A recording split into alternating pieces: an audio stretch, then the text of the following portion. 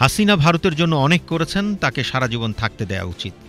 ছাত্র জনতার ব্যাপক বিক্ষোভের মুখে বাংলাদেশের প্রধানমন্ত্রীর পদ থেকে ক্ষমতাচ্যুত হয়ে গত বছরের আগস্টের শুরুতে শেখ হাসিনা পালিয়ে ভারতে আশ্রয় নেন।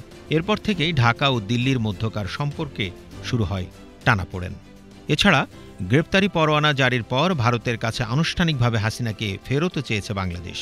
এমন অবস্থায় শেখ হাসিনাকে যতদিন খুশি ততদিন ভারতে থাকতে দেওয়া উচিত বলে মন্তব্য করেছেন দেশটির বিরোধী দল কংগ্রেসের নেতা মণিশঙ্কর আয়ার। তার দাবি, হাসিনা ভারতের জন্য অনেক কিছু করেছেন, আর তাই তাকে সারা জীবন ভারতেই থাকতে দেওয়া উচিত। রোববার এক প্রতিবেদনে এই তথ্য জানিয়েছে ভারতীয় বার্তা সংস্থা পিটিআই। বার্তা সংস্থাটি বলছে, বাংলাদেশের ক্ষমতাচ্যুত প্রধানমন্ত্রী শেখ হাসিনা যতদিন চান তাকে ততদিনই ভারতে থাকতে দেওয়া উচিত বলে শনিবার রাতে জানিয়েছেন সাবেক ভারতীয় কূটনীতিক, দেশটির সাবেক কেন্দ্রীয় মন্ত্রী এবং কংগ্রেসের নেতা মণিশঙ্কর আয়ার। ভারতের পররাষ্ট্র সচিব বিক্রম মিশ্রি গত মাসে ঢাকায় গিয়ে কর্তৃপক্ষের সঙ্গে আলোচনা করায় আনন্দ প্রকাশ করেন তিনি।